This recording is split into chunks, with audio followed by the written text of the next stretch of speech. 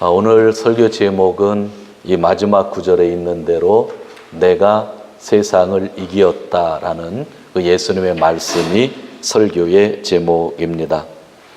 예수님이 십자가에서 돌아가시 전날 여러 가지 말씀을 참 많이 해주셨는데 그 내용을 보면 요한복음의 내용이 가장 긴 것으로 그렇게 나와 있습니다. 지난주 설교에서 말씀을 드린 몇 구절이 생각이 납니다. 지난주 설교 구절도 그 전날 주신 말씀이었습니다. 세상이 너희를 미워하거든 세상이 너희보다 먼저 나를 미워하였다는 것을 알아라. 세상이 너를 미워한다는 거죠. 그리고 또 예수님이 말씀하죠. 사람들이 나를 박해했으면 당연히 너희도 박해할 것이다. 돌아가시기 전날 주시는 말씀이니까 앞으로 예수님이 돌아가시고 난 다음에 또 예수님이 부활 승천하시고 난 다음에도 제자들은 이러한 어려움을 겪게 될 것이라는 그런 말씀이었습니다. 지난주 말씀을 통해서 왜 세상이 예수님을 미워하고 예수를 믿는 사람들을 미워하는지 그렇게 살펴보았습니다. 그때 예수님이 이러한 말씀으로 답을 해주셨습니다. 내가 다른 아무도 하지 못한 일을 그들 가운데서 하지 않았더라면 그들에게 죄가 없었을 것이다. 그러나 이제는 그들이 내가 한 일을 보고 나서서 나와 내 아버지를 미워하였다. 예수님이 무엇인가 특별한 일을 하셨기 때문에 사람들이 예수님을 미워하셨다.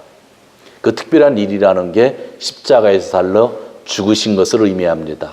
근데 그냥 죽으신 게 아니라 세상 사람들의 죄를 담당하고 죽으셨기 때문에 사람들은 예수님이 십자가에 달린 모습을 볼 때마다 내가 죄인이라는 걸 깨닫게 되니까 예수님이 십자가에서 죽지 않았으면 죄인이라는 것을 내가 모르고 지낼 수 있는데 십자가에 달리심으로 인하여 죄인이라는 걸 알게 됐으니까 예수님이 믿고 예수님을 믿는 사람들이 밉다라고 하는 그러한 이야기입니다.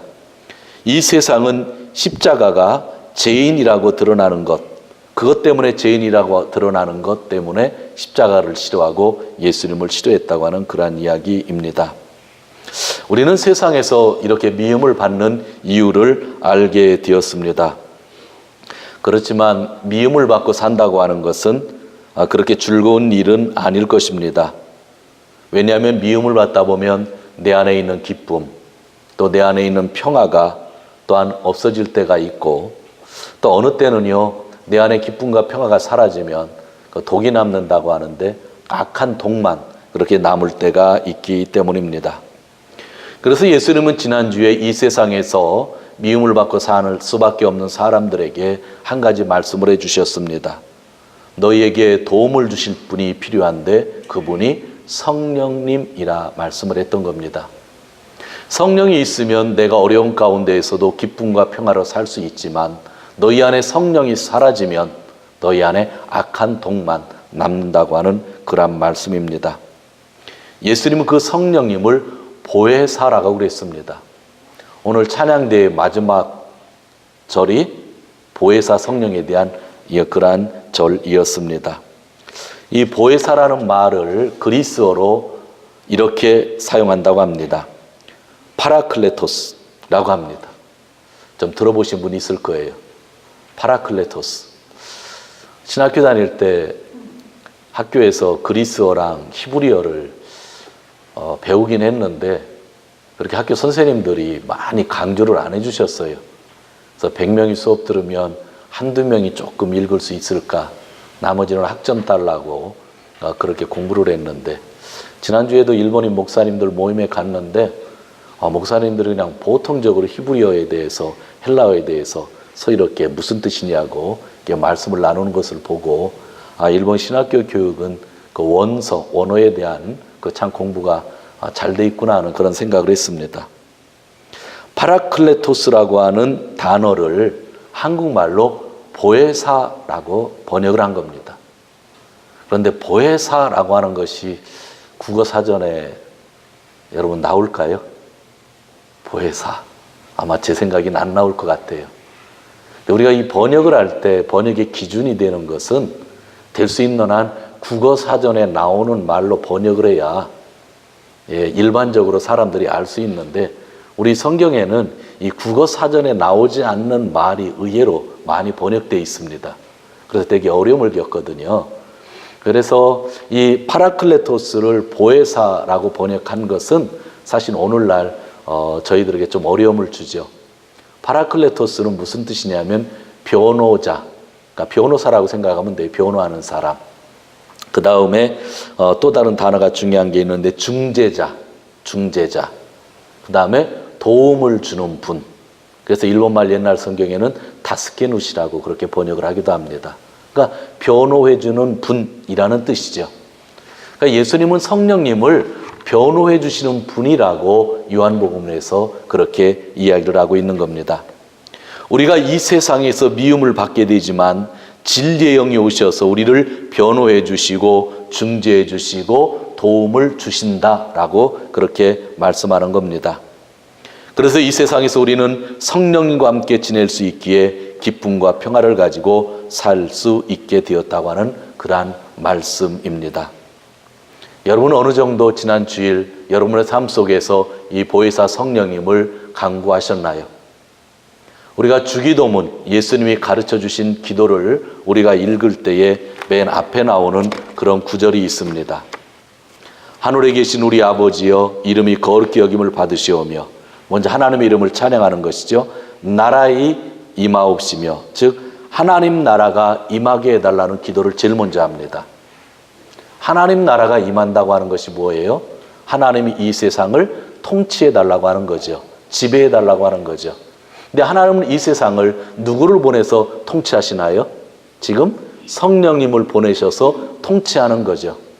그러니까 예수님께서 제일 먼저 우리에게 기도를 가르쳐 주실 때에 성령을 구하라고 하는 것을 이미 주기도문에서 말씀해 주셨다고 하는 그러한 이야기입니다. 그런데 우리는 매일매일 기도하면서 성령을 구하지 않는 삶을 살 때가 너무나 많이 있다고 하는 거죠. 이것은 매일매일 여러분이 성령을 구해야 된다고 그렇게 기억을 해 주셨으면 좋겠습니다. 그러나 우리의 현실로 돌아가면 저도 그렇고 여러분도 그렇지만 그렇게 호락호락하지 않는 것 같습니다. 전 목사가 돼서 좋은 것은 현실의 삶에 그렇게 깊숙이 들어가지 않으니까 얼마나 어려운지 잘 몰라요. 근데 여러분들은 예배를 드리고 또 일주일 나가면 그 세상 속에서 사는 거니까 되게 힘든 삶을 사실 거예요. 말씀대로 살고 싶은데 말씀대로 살지 못할 때가 참 많이 있잖아요. 여러분들 일들을 하면서 성경을 읽잖아요. 근데 저는 성경 읽는 게 일이에요. 그러고 보면 목사가 참 편한 것 같아요. 좋고. 근데 여러분들 세상이 얼마나 힘든지 제가 신방 가서 여러분들 얘기를 들어보면 그때 조금 깨닫게 되지 잘은 모르는 것 같아요. 여러분들이 깨닫고 있는 것, 이 세상은 그렇게 호락호락하지 않다라고 하는 그러한 이야기입니다. 그래서 예수님은 그 제자들에게 계속 말씀을 주시는데 16장 16절을 우리가 같이 읽도록 하겠습니다. 16장 16절, 조금 있으면 너희가 나를 보지 못하겠고 또 조금 있으면 나를 보리라 하신대. 이 말씀에 대해서 제자들이 이해를 하지 못합니다. 그래서 예수님이 다시 말씀해 주시는데 20절을 같이 읽습니다. 20절, 내가 진실로 진실로 너에게 이르노니 너희는 곡하고 애통하리니 세상이 기뻐하라. 근심하겠으나 너희 기쁨이 도리어 근심이 도리어 기쁨이 되리라. 이게 무슨 뜻이냐면 조금 있으면 너희가 나를 보지 못할 것인데 조금 있으면 나를 볼 거라는 거예요. 제자들이 무슨 뜻인지 모르니까 예수님이 다시 풀어서 말씀합니다. 조금 있으면 너희가 나를 보지 못함으로 인하여 세상 사람들이 너무나 좋아할 거다. 나를 못 보니까. 그러나 조금 있으면 또 세상 사람들이 아니라 너희가 나를 봄으로 인하여 너무 많이 기뻐할 것이다 라고 하는 그러한 이야기입니다. 곧 너희는 근심에 쌓이게 되나 곧 기뻐할 일이 있게 된다고 하는 거죠. 예수님이 십자가에서 죽으시지만 예수님이 3일 후에 부활하셔서 제자들에게 나타나시고 그것을 믿는 자마다 주님이 주시는 성령님이 있으니까 기뻐하시게 될 거라고 하는 그러한 말씀이었습니다. 그리고 오늘 말씀 중에 진짜 중요한 말씀이 나오는데 우리는 이 24절을 다 알고 있습니다. 근데 이 24절은 뭔가 중요한 관계가 있는 말씀이기도 합니다. 자, 24절도 같이 읽겠습니다. 지금까지는 너희가 내 이름으로 아무것도 구하지 아니하였으나 구하라 그리하면 받으리니 너희 기쁨이 충만하리라. 잘 알고 있는 거죠. 지금까지는 너희가 구하지 않았는데 지금부터 내 이름으로 구하면 받을 것이다. 그리고 너희 기쁨이 충만할 것이다. 많은 사람들이 성경을 읽을 때 한 구절만 집중을 할 때가 많이 있습니다. 그래서 이 구절을 그냥 이해하면서 예수님의 이름으로 우리가 기도하면 예수님이 우리에게 주신다고 하는 말씀이구나 하고 단순히 해석합니다. 그러나 이 구절은 단순히 해석할 그런 구절이 아니라 지난주의 말씀, 이번 주의 말씀과 전부 연결되는 겁니다. 여기서 구한다고 할 때 우리는 처음에 24절만 놓고 보면 물질을 구하기도 하고 건강을 구하기도 하고 자녀를 위해서 구하기도 하고 내가 어려움이 있을 때는 뭔가 구하기도 하고 그런 생각이 우리의 머리에 가득 찹니다. 그렇게 구하는 것이 잘못된 것은 아니고 여러분의 삶을 위해서 구하는 것은 아주 좋은 일이지만 여기서 구하는 것은 그렇게 협소적인 의미를 얘기하는 게 아니에요. 여기서 구한다고 하는 것은 무엇을 구하는 거예요? 성령님을 구한다는 거예요. 너희가 지금까지는 성령님을 구할 수 없었는데 지금부터는 예수의 이름으로 성령을 구하게 될 것이라는 거예요. 그럼 하나님은 성령을 너희에게 줄 것이며 그 결과로 인하여 너희에게 기쁨이 충만하게 될 것이라고 하는 말씀을 하고 있는 거죠. 구하는 것 중에서 가장 기본적인 것은 성령을 구하는 거예요. 내 건강을 위해서 기도하는 것, 물질을 위해서 기도하는 것, 내가 잘 되는 삶을 위해서 기도하는 것은 아주 협소적인 이야기예요. 진짜 큰 것은 뭐예요? 하나님 나라를 구하는 거예요. 성령 충만을 구하는 거예요. 근데 지금까지는 사람들이 성령님을 구한 적이 없어요. 그런데 예수님의 십자가를 믿는 사람, 예수님의 부활을 믿는 사람들은 그 믿음을 가지고 예수님의 이름으로 성령을 구하게 되는데 구하면 하나님께서 성령을 보내주실 것이고 구하면 너에게 기쁨이 충만하게 되리라고 하는 말씀이 여기에 있는 말씀입니다. 내가 어떻게 해야 기쁨이 돼요? 성령님이 오셔야 기쁨 충만한다고 하는 말씀입니다. 이 말씀이 오늘 예수님이 계속 주시는 귀한 말씀입니다. 그래서 저와 여러분은요, 방법이 없어요. 그냥 신앙생활하고 주의를 지키는 것으로 너무나 부족해요. 매일매일 일어나서 매일매일 눈 뜨면 매일매일 여러분 삶 속에서 여러분이 간구하면서 하나님 나라의 임재를, 성령의 임재를, 그 나라의 통치를 구하는 수밖에 없다고 하는 거죠. 그런 사람은 기쁨을 가지고 하루하루를 살 수 있습니다. 그러한 사람은 평화를 가지고 살 수 있는 거예요. 그러나 이 기도를 놓치면 내가 1시간 동안 기도했어도 뭔가 허전한 거예요. 왜 1시간 동안 기도를 했는데, 왜 2시간 동안 기도를 했는데 내 마음이 허전할까요? 평화가 없을까요? 기쁨이 없을까요? 그것은 성령을 먼저 구하지 아니했기 때문이라고 하는 것. 그것이 오늘 성경이 우리에게 말씀해주고 있는 겁니다. 성경은 한 번에 설교에서 끝나는 것이 아니잖아요. 여러분 사도행전을 보면 예수님이 죽으신 다음에 기록이 나오고 있죠. 부활하신 다음에 기록이 나오고 있죠. 승천하신 다음에 기록이 나오고 있잖아요. 그때 예수님의 제자들이 성령을 구하기를 시작했어요. 근데 놀라운 것은 120명 정도가 한 자리에서 성령을 구했는데 예수님이 승천하신 후에 일주일이 되지 않아서 그 120명의 모든 사람들이 성령 충만하게 되었습니다. 큰 소리가 있었고 불같은 것이 보였는데 혀의 모양을 하고 있었다고 했습니다. 소리가 진동을 하는 거예요. 막 120명이 한꺼번에 막 각자의 나라의 말로 이야기를 하는 거예요. 예루살렘에 사는 사람들이 너무나 놀랐습니다. 오늘 말과 관계가 있다고 하면 세상이 놀란 거예요. 예수가 죽고 제자들은 숨어 사는 줄만 알았어요. 사실은 숨어 살았잖아요. 십자가에 달릴 때 제자들은 다 도망갔고 예수님이 살아서 오실 때도 그들은 부활하신 예수님을 만날 때 어떻게 만났어요? 문을 걸어 잠갔는데 예수님이 들어오셨다고 하잖아요. 그게 제자들의 모습이었죠. 그럼 세상에 있는 사람들도 당연히 생각할 거 아니에요. 제자들은 이미 끝났다. 그들은 예수가 죽고 이미 문 걸어 잠고 산다고 생각했을 거 아니에요. 그런데 얼마 되지 않아서 갑자기 120명이나 되는 사람들이 다락방에서 뛰쳐나와서 예루살렘 시내에 가득 차는 겁니다. 큰 소리가 있어서 성령도 받았는데 그들이 큰 소리로 복음을 증거하고 있는데 말들이 외국어를 쓰는 것입니다. 사람들이 너무나 놀란 겁니다. 그 성령 받은 모습을 너무나 이상하게 생각하고 있을 때에 베드로가 이야기를 하는 거죠. 너희가 예수의 이름을 믿고 죄 사함을 받아라. 세례를 받아라. 그러면 하나님께서 너희에게 성령을 선물로 주리라. 그 딱 한 구절로 설교를 하는 것입니다. 제자들은 군중들에게 당신들도 우리들처럼 예수를 믿어 죄 사함을 받고 성령을 선물로 받을 수 있다고 증거하고 있었던 것입니다. 이것은 놀라운 메시지입니다. 왜냐하면요, 구약 성경을 한번 우리 생각해 보시기 바랍니다. 옛 언약에 있었던 시대예요. 신약 성경에서 나오는 이야기는 새로운 계약에 있었던 거잖아요. 구약 성경에 성령님이 계셨어요. 그런데 제가 이전에 어느 교회에서 장로님 교육을 시키는데 그 장로님이 지금은 장로가 된 것 같아요. 근데 그분이 구약에는 성령님이 없다 얘기를 해요. 신약에만 성령님 얘기가 나오니까 그래서 성경을 찾아서 계속 알려줬는데도 이 사람이 한번 고집이 들어가면 봐도 안 믿더라고요. 구약에는 성령이 없고 신약만 성령이 있었대요.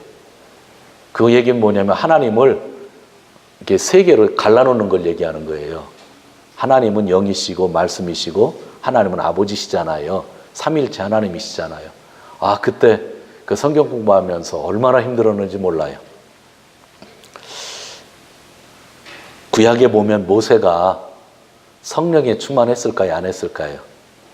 성령에 충만했어요. 하나님 말씀을 받고 막 얼굴에 광채가 나기도 했잖아요. 모세가 성막을 지을 때에 하나님 명령을 받고 지도자 2명을 세우거든요. 그 성막 짓는 기술자가 세워지는데 부살렐과 오홀리압이에요. 여러분들 기억 잘 못하시죠? 저도 기억 못하는데 엊그제 또다시 기억한 겁니까? 그렇게 실망하지 않으셔도 돼요. 근데 성경을 보면 하나님이 부살렐과 오홀리압에게 하나님의 영을 부어주셔서 그 일을 하게 했다 그래요. 여러분 다윗에게 성령이 있었어요? 없었어요? 성령이 있었어요. 그래서 그는 죄를 지었을 때에 벽에가 썩어지도록 기도하면서 가장 큰 기도의 제목이 뭔지 아세요? 하나님 나에게서 성령을 뺏어가지 마세요 라고 기도했어요. 그 말은 뭐예요? 그가 성령을 가지고 일을 했다고 하는 거죠.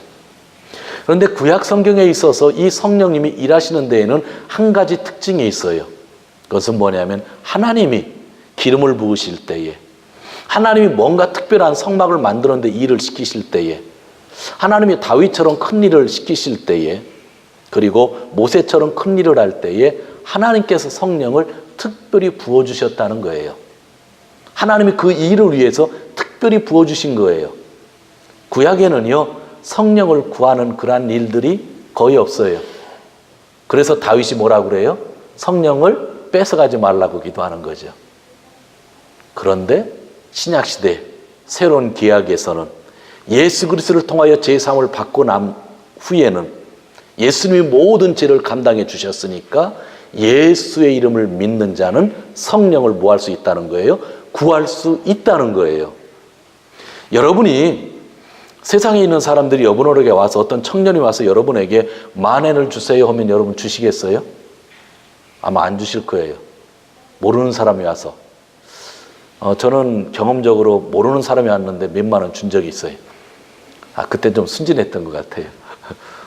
엊그저께 살 텐데 비행기 값이 없어서 한국을 못 가니까 목사님 한국 간 다음에 붙여줄 테니까 돈을 빌려달라고 해서 제가 비행기 값을 빌려줬는데 아직까지 저한테 안 줬어요. 제가 그 사람 이름만 기억하고 있습니다. 전화번호니 뭐니 다 바뀌었겠죠.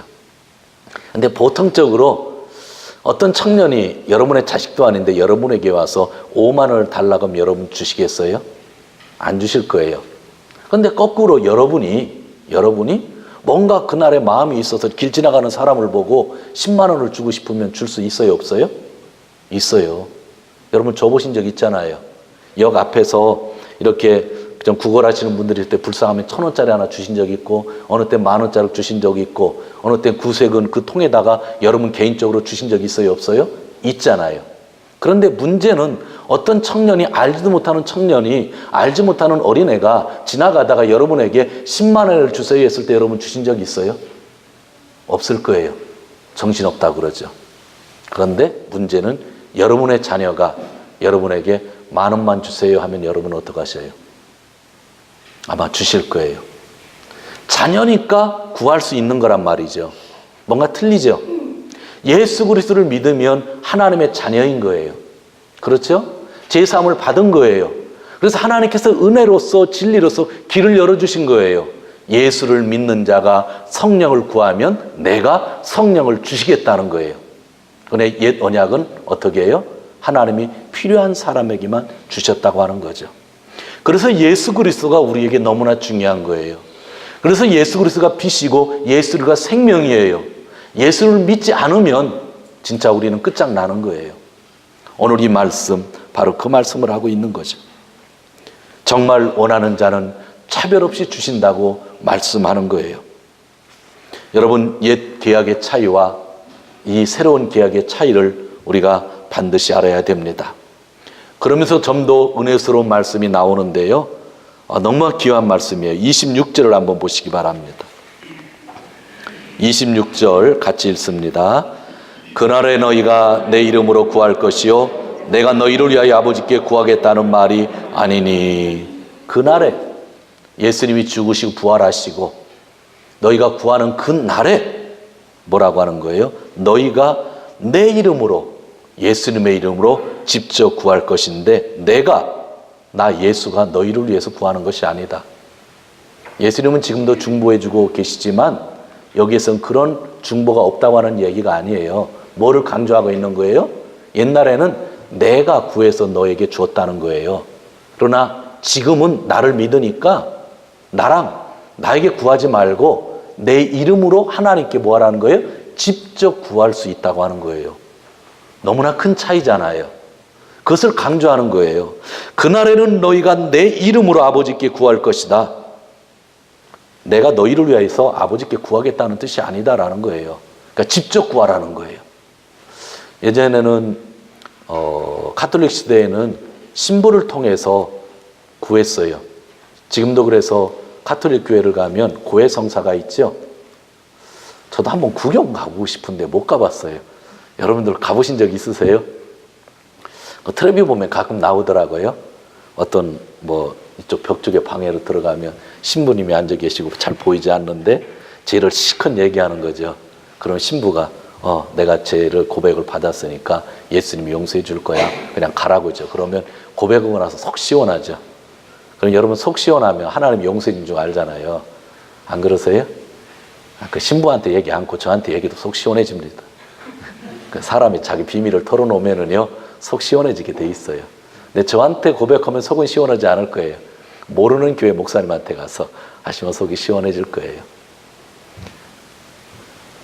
그것이 구약적인 생각이죠. 아직도 누군가 통해서 죄를 고백하는 거, 그게 구약시대의 생각이에요. 지금은 오늘 예수님도 그러잖아요. 직접 너희가 누구에게 구하라는 거예요? 하나님께 구하면 하나님이 주신다는 거예요. 누구 이름으로? 예수의 이름으로. 되게 중요한 이야기를 하고 있죠. 그런데 27절에서 또 우리에게 너무나 축복의 말씀을 주셔요. 27절 같이 읽습니다. 이는 너희가 나를 사랑하고 또 나를 하나님께로서 온 줄을 믿은 거로 하나님께서 친히 너희를 사랑하심이니라. 하나님께서 친히 사랑하신다는 거예요. 친히. 너무 감사하죠. 정말 감격적인 말씀입니다. 하나님께서 죄인이었던 우리를 친히 사랑하시기 때문에 우리가 친히 성령을 구하면 그분이 친히 주신다고 하는 그러한 말씀을 하고 있는 겁니다. 제가 여기서 설교를 하지만 여러분은 저에게 구할 필요가 없고 저를 통할 필요가 없는 거예요. 그래서 우리는 프로테스탄트 교회에서는 만인 제사장서를 얘기하는 거예요. 모두가 다 제사장이고 모두가 다 하나님께 구할 수 있다고 하는 그런 말씀들입니다. 예수를 믿는 사람들은 하나님께 나아가는데 그 어떤 장벽도 존재하지 않습니다. 그래서 우리는 하나님께 직접 구할 수 있고 하나님은 직접 우리를 사랑해 주셔서 성령을 선물로 주신다고 하는 말씀입니다. 여기까지 이야기를 들으면 제자들의 마음이 좀 기쁘겠죠. 기쁜데 제자들이 놀라운 고백을 하나 합니다. 예수님이 참 기뻤을 거예요.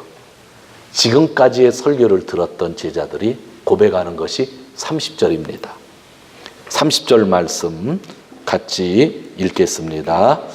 우리가 지금에야 주께서 모든 것을 아시고 또 사람의 부름을 기다리지 않은 줄 아나이다. 이로써 하나님께서 나오심을 우리가 믿사옵나이다. 아멘.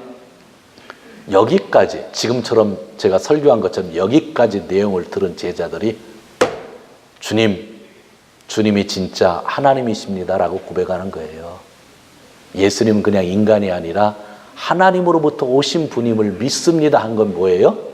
지금까지 예수님에 대해서 그들은 어느 정도 믿었지만 선생님으로 믿었고 예언자로 믿었고 뭐 여기 저기에도 좀 의심스러운 게 있었는데 반드시 얘기를 하죠. 예수님은 하나님으로부터 오신 분임을 내가 이제야말로 믿게 되었습니다 라고 고백을 하는 겁니다. 예수님이 하나님이라는 것을 믿었다. 성도 여러분, 예수님을 하나님으로 믿는 것, 몇 주 전에 제가 설교했죠. 그것이 기독교 신앙의 출발입니다. 역사적인 예수님을 믿는 게 아니에요. 좋은 교훈의 말씀을 주셨다고 해서 교훈을 썩어서 다니고 믿는 게 아니에요. 기독교 신앙의 출발은 예수가 하나님이라는 것을 믿는 것부터 출발하는 것입니다. 재미있는 것은요, 예수님에 대한 기록을 보통 복음이라고 하잖아요. 근데 복음서가 신약 성경에 몇 개 나와 있어요? 몇 개죠? 4개죠. 순서대로 하면 마태, 마가, 누가, 요한이거든요. 전부 예수님에 대한 이야기예요. AD 30년경의 기록이에요. 근데 이 4권이 쓰여질 때는 AD 70년에서 AD 90년, 100년 사이에 쓰여졌어요. 그러니까 예수님이 활동했던 시기 한 40년 후부터 이 복음서가 쓰여지기 시작했어요. 그 이유는 예수님의 제자들이 30-40년 열심히 예수님을 증거하는데 기록된 문서가 없어도 돼요. 왜냐하면 예수님을 3년 동안 같이 보고 살았으니까. 근데 예수님을 같이 보고 전도했던 사람들이 1명, 2명 죽게 되니까 예수님에 대해서 정확히 기록에 남겨야 되잖아요. 그래서 복음서를 남기는데 제일 먼저 쓰여진 게 마태가 아니라 마가예요. 마가가 쓰여졌는데 마가에는요 16장까지밖에 없는데 예수님이 아기로서 있는 모습이 그려져 있지 않아요. 예수님은 분명 하나님이셨는데 세상에 오실 때 인간의 육체를 입으시고 처음에 아기로 태어나셨지만 마가복음에는 그 사실에 대한 기록을 그냥 빼놨어요. 아기 예수가 마가복음에는 없어요. 너무 재미있죠? 그런데 복음서 중에 제일 나중에 기록된 게 요한복음이에요. 근데 이 요한복음에도요 아기 예수가 기록되어 있지 않아요. 왜 그랬을까요? 예수 그리스도를 하나님으로 고백하는 데 있어서 아기 예수를 강조하다 보니까 그것이 뭐예요? 조금 자마가 되는 거예요. 그래서 마가도 그렇고 요한도 그렇고 아기 예수로 태어난 건 분명하지만 예수님이 하나님이라는 걸 더 강조하기 위해서 일부러 빼놓은 거죠. 그런데 마태와 누가는 좀 더 자세하게 예수님의 일대기를 기록하고 싶어서 탄생에 대한 이야기부터 기록을 했습니다. 그러나 처음과 마지막은 아기 예수를 그리지 않았어요. 그래서 저희가 크리스마스 계절이 다가오지만 절대로 아기 예수 같은 거를 여기다 그려놓지 못하도록 제가 얘기하는 이유가 그거예요. 하나님이 오신 날이 크리스마스지 아기 예수가 태어난 날이 크리스마스가 아니기 때문이죠. 세상 사람들은 아기 예수를 믿어요. 그러나 우리는 하나님이 세상에 오셨다는 걸 믿는 거예요. 그게 기독교 신앙이라고 하는 거죠. 예수님이 이런 말씀을 하십니다. 31절과 32절인데 여기는 제가 한번 읽어볼게요. 예수께서 대답하시되 이제는 너희가 믿느냐? 뭐예요? 이제는 너희가 나를 하나님으로 믿느냐? 보라 너희가 다 각각 제 곳으로 흩어지고 나를 혼자 둘 때가 오나니 벌써 왔도다. 그러나 내가 혼자 있는 것이 아니라 아버지께서 나와 함께 계시느니라. 아멘. 너무 31절이 되게 짧지만 충격적이지 않으세요? 이제야 너희가 나를 믿느냐. 뭐를 믿냐요? 이제야 너희가 나를 하나님으로 믿느냐. 그런 얘기를 하는 거죠.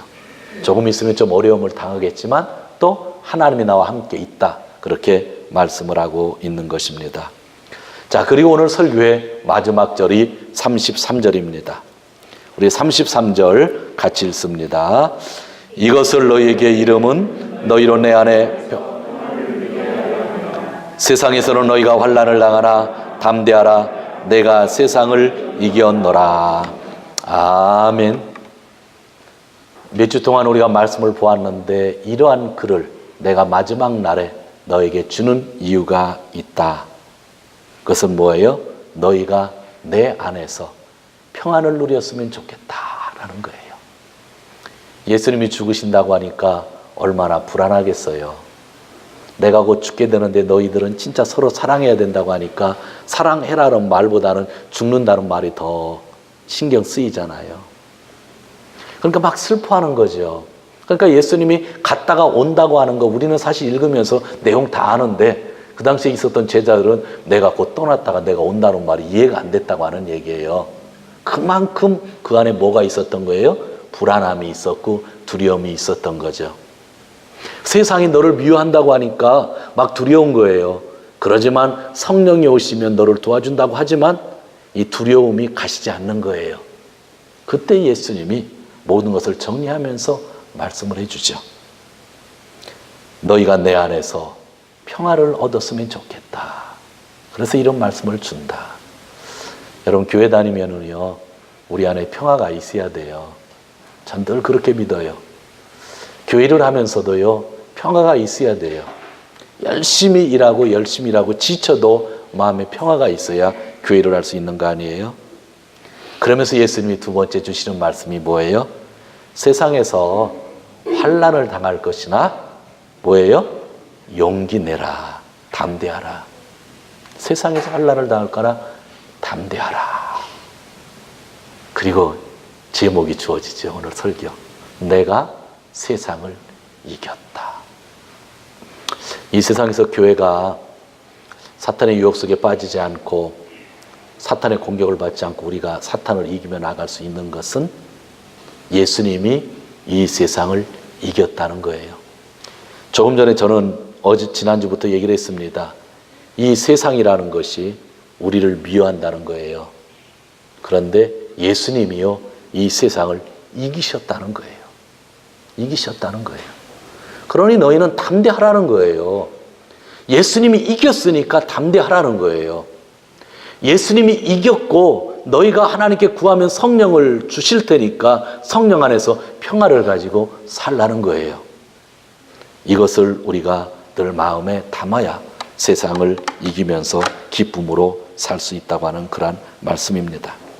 예수님은 분명히 말씀합니다. 파라클레토스이신 성령을 보내주신다고 합니다. 그분이 우리를 변호하고 중재하고 도와주신다고 말씀하고 있습니다. 성도 여러분, 세상 살아가는데 여러분의 삶이 다 다르리라고 생각해요. 물질적으로 어려움을 겪다가 지금은 물질적으로 안정되신 분이 있고 어떤 분들은 물질적으로 전혀 불편함이 없다가 지금은 물질적으로 좀 힘든 분이 있을 수 있어요. 어떤 분들은 건강하다가 건강을 좀 잃으신 분들이 있고 어떤 분들은 또 자녀를 위해서 기도했는데 자녀들이 너무 잘된 분이 있고 어떤 분은 자녀를 위해서 기도하는데 아직까지도 기도 제목이 있는 분들이 있을 거예요.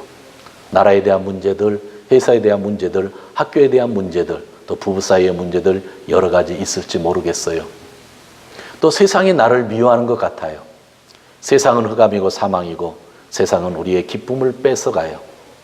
세상이 나를 미워하는 것 같고 무슨 문제들이 생기면 그 문제들 때문에 내가 혹시 하나님께 미움을 받는 것은 아닌가라고 하는 생각을 할 때도 많이 있어요. 기도해도 답답할 때도 참 많이 있는 것 같아요. 그런 우리에게 오늘 예수님이 말씀하셔요. 내가 세상을 이겼다. 그러니 너희가 용기를 가지고 담대하라. 내가 이렇게 말하는 것은 너희 안에 참된 평화가 있기를 원한다. 그 참된 평화는 우리가 성령을 구할 때에 우리에게 주어지는 거라고 말씀해 주셨습니다. 사랑하는 성도 여러분, 문제 가지고 문제를 놓고 기도하는 것이 아니라 우리가 성령을 구함으로 인하여 성령이 주시는 기쁨과 평안 안에 있기를 원합니다. 이번 주간도 성령님을 구하시고 성령 안에서 평화로운 삶을 사시는 귀한 성도님들 되시기를 주님의 이름으로 축원드립니다.